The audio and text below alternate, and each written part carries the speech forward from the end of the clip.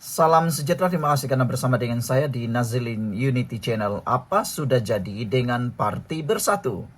Itu soalan daripada netizen berkait dengan insiden kecoh semalam dalam Perhimpunan Agung Tahunan Parti Bersatu. 2 tahun lagi pilihan raya akan diadakan, tapi Bersatu kelihatan makin hari makin hilang arah, makin hari makin hilang kekuatan, dan ada netizen kata, Bersatu kini tinggal bayang-bayang. Apa pula pendapat Anda tentang ulasan dan juga pendapat netizen itu? Semalam kekecohan yang berlaku dalam Perhimpunan Agung Tahunan Bersatu benar-benar mengecewakan dan memalukan presiden parti tersebut. Yang paling tidak boleh kita terima ialah apabila kekecohan itu berlaku di tengah-tengah Muhyiddin Yassin menyampaikan ucapan dasar. Ini sesuatu perkara yang benar-benar memalukan. Kenapa mereka tidak lagi menghormati? Orang yang menimbulkan kekecohan itu kelihatan tidak menghormati presiden sendiri.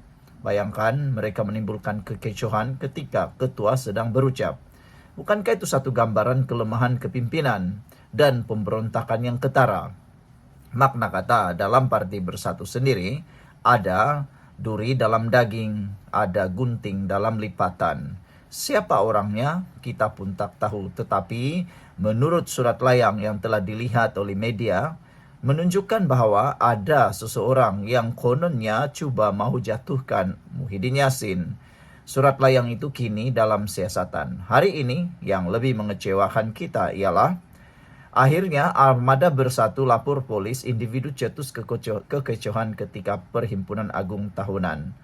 Sepanjang saya menjadi pengulas politik bebas, belum pernah saya nampak ada Perhimpunan Agung Tahunan parti-parti tertentu membuat laporan polis berkait dengan perhimpunan mereka sendiri dan orang atau ahli mereka sendiri. Jangan pula nanti diputar belit konon ada kambing hitam atau ada hantu di tengah-tengah mereka yang dihantar oleh pihak yang berkepentingan lain selain daripada ahli Bersatu. Biasanya itu akan berlaku. Sebelum kita teruskan ulasan ini, jangan lupa tinggalkan komen Anda dengan tanda pagar kami sayang Malaysia. Tapi sebelum itu izinkan dulu saya berkongsikan kepada Anda semua, ini terapi imun Transofactor for Life, terapi imun yang meningkatkan daya imun badan kita sehingga 400%. Secara umum dan ringkasnya, kita kena penyakit karena daya imun badan kita yang lemah. Secara umum dan ringkasnya, kita tidak sembuh daripada semua jenis penyakit karena imun badan kita yang tidak seimbang lagi. Tetapi apabila imun badan kita menjadi kuat, apabila imun badan kita menjadi seimbang, kita sembuh daripada semua jenis penyakit karena imun badan kita lah yang menyembuhkan kita daripada penyakit. Imun badan kita menghapuskan akar penyakit yang bertumbuh di dalam tubuh badan kita. Cepat dapatkan produk yang hebat ini melalui nombor telepon saya yang tertera. Ingat, produk ini lulus KKM, diperakui oleh dokter-dokter di seluruh dunia, dan juga halal. Dapatkannya melalui nomor telepon saya secara WhatsApp dan telepon. Kalau Anda sudah berdoa bertahun-tahun untuk sembuh daripada masalah kesehatan Anda, mungkin ini jawaban yang Tuhan hantar untuk masalah kesehatan Anda. Jangan bertangguh, ambil kesempatan ini, mana tahu inilah jawaban doa Anda. Saudara, Armada Bersatu membuat laporan polis terhadap individu yang mencetus kekecohan ketika Perhimpunan Agung Tahunan. Armada Parti Pribumi Bersatu Malaysia Bersatu membuat laporan polis terhadap beberapa individu yang mencetuskan kekecohan pada malam perasmian Perhimpunan Agung Tahunan parti berkenan. Ada musuh ataupun ada hater kepada Parti Bersatu menyatakan bahawa kenapa terus lapor polis, tidak bolehkah diselesaikan dahulu melalui tindakan disiplin parti, kata mereka.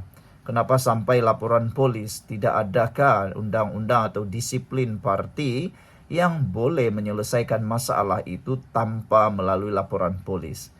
Ada juga netizen yang membuat kesimpulan, kata mereka, sampai begitu lemahkah lembaga disiplin dalam Parti Bersatu sehingga memerlukan campur tangan polis. Ketua penerangannya Haris Idham Rashid berkata laporan itu dibuat oleh Ketua Security merangkap Timbalan Komandan Brigade Armada Bersatu Afiq Nardin sekitar jam 12.30 malam. Menurut beliau, saya berkenan turut menghantar satu laporan disiplin kepada Lembaga Disiplin Bersatu pada jam 1.30 pagi hari sama untuk tindakan lanjut. Jelasnya, beberapa individu yang terlibat dalam insiden berkenaan turut disahkan.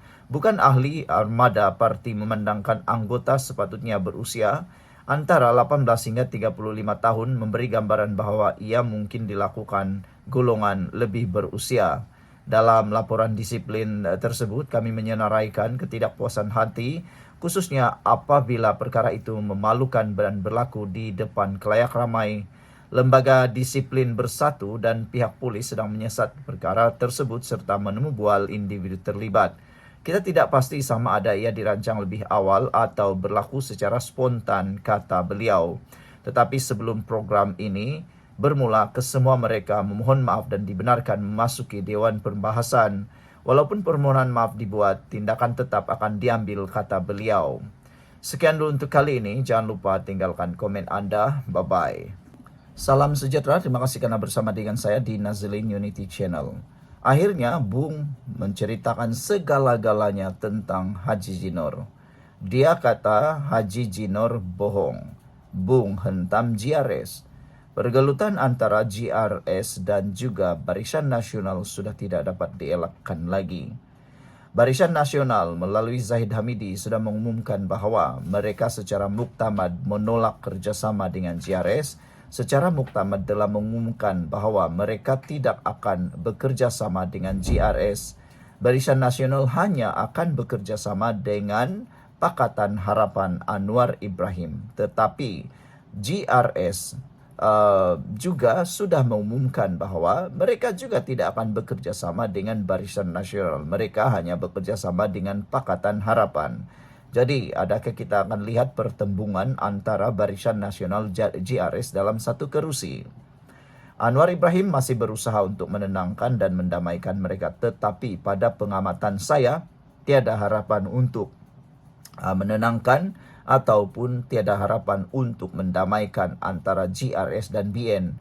Dan jika anda tanya, adakah perlu mereka bertanding berlawan sesama sendiri? Saya rasa sudah tiba masanya untuk kita melihat siapa sebenarnya jago politik di Sabah.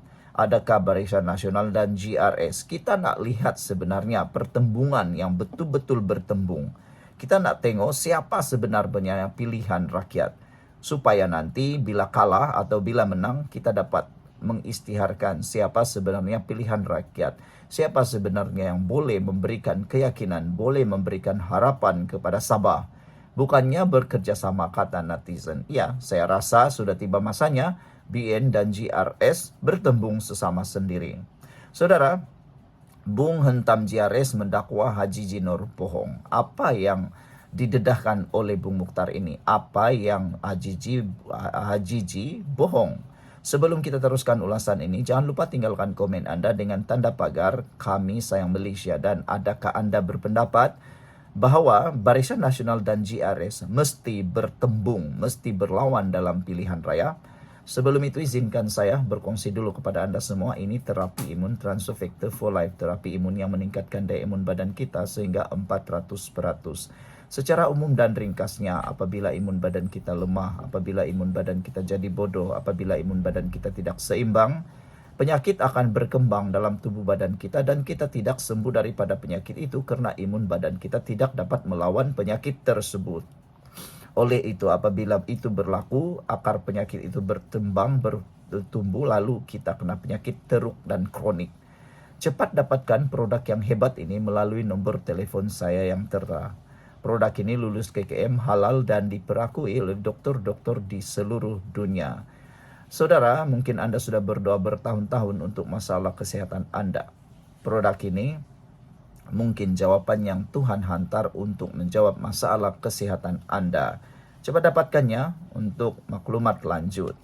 Ketua UMNO Sabah, Bung Mukhtar Radin, menolak kerjasama dengan gabungan GRS untuk pilihan raya negeri akan datang dengan menegaskan partinya tidak akan tunduk kepada tipu daya dan politik gila kuasa. Bung menuduh GRS menipunya dengan mendakwa pengerusinya yang juga Ketua Menteri Sabah Haji Jinor telah memperdayakan dirinya pada hari barisan Kabinet Negeri itu mengangkat sumpah. Menurut Bung Mukhtar, Hajiji berbohong mengenai jawatan Menteri Negeri dengan menukarnya kepada jawatan lain tanpa pengetahuannya. Kami tidak akan menjadi pak turut kepada politik lompat, tidak akan bersekongkol dengan penipuan, dan tidak akan tunduk kepada kerakusan kuasa, katanya. Semalam Bendahari UMNO Sabah Saleh Said Kruap menyifatkan tawaran GRS untuk memberi UMNO hanya 8 kerusi dalam PRN Sabah ke-17 sebagai amat menyakitkan hati sehingga menggagalkan rundingan membentuk gabungan pilihan raya. Saleh berkata demikian karena UMNO ketika ini merupakan penyandang di 14 kerusi hasil kemenangan pada PRN lalu. Sehari sebelumnya, Presiden UMNO merangkap pengerusi BN Ahmad Zaidamidi mengesahkan UMNO BN hanya akan bekerjasama dengan Pakatan Harapan pada PRN Sabah akan datang, sekaligus menolak semua kemungkinan kerjasama sebelum pilihan raya dengan GRS. Pengumuman itu menamatkan spekulasi sekiranya akan wujud pakatan 3 penjuru antara BN, Pakatan Harapan, dan GRS. Mengulas lanjut, Bung berkata keputusan BN untuk tidak bekerjasama dengan GRS menunjukkan kepimpinan pusat parti menghormati autonomi bahagian di Sabah. Tegasnya, apa yang digelar sebagai langkah Kinabalu percubaan gagal menyingkirkan Hajiji sebagai Ketua Menteri pada 2023 bukanlah satu pengkhianatan. Sebaliknya, kata Bung, ia adalah reaksi terhadap kegagalan kepimpinan Hajiji. Saya menegaskan di sini, saya sedia berdebat dengan sesiapa sahaja mengenai langkah Kinabalu, kata Bung Mukhtar. Kita boleh berdebat di mana sahaja, bukan hanya menjerit di TikTok seperti ayam berkokok di waktu subuh tetapi takut turun ke gelanggang.